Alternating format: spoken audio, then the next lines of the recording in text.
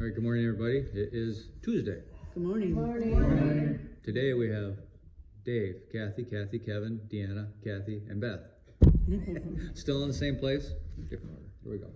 That book there. Today, the second part of the three-part parallel, Jesus tells the parable of the evil farmers. Mark chapter 12, starting at verse 1. Then Jesus began teaching them with stories. A man planted a vineyard. He built a wall around it, dug a pit for pressing out the grape juice, and built a lookout tower. Then he leased the vineyard to tenant farmers and moved to another country. At the time of the grape harvest, he sent one of his servants to collect his share of the crop. But the farmers grabbed the servant, beat him up, and sent him back empty-handed. The owner then sent another servant, but they insulted him and beat him over the head. The next servant he sent was killed.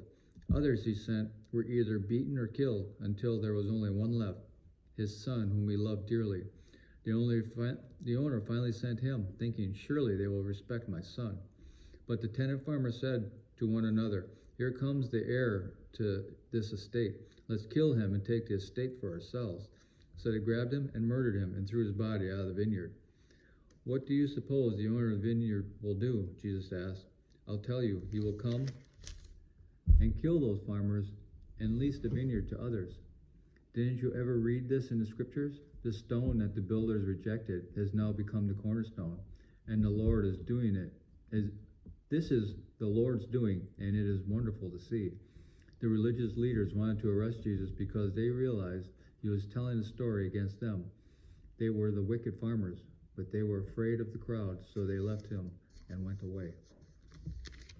Now the commentary from Mark. In this parable, the man who planted a vineyard is God. The vineyard is the nation of Israel. The tenant farmers are Israel's religious leaders.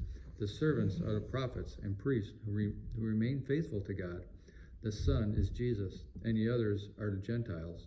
The religious leaders not only frustrated their nation's purpose, but also killed those who were trying to fulfill it. They were so jealous and possessive that they ignored the welfare of the very people they were supposed to be bringing to God. By telling this story, Jesus exposed the religious leaders' plot to kill him and warned that their sins would be punished. Jesus referred to himself as the stone rejected by the builders.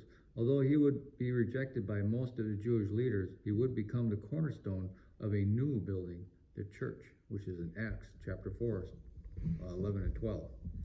The cornerstone was used as a base to make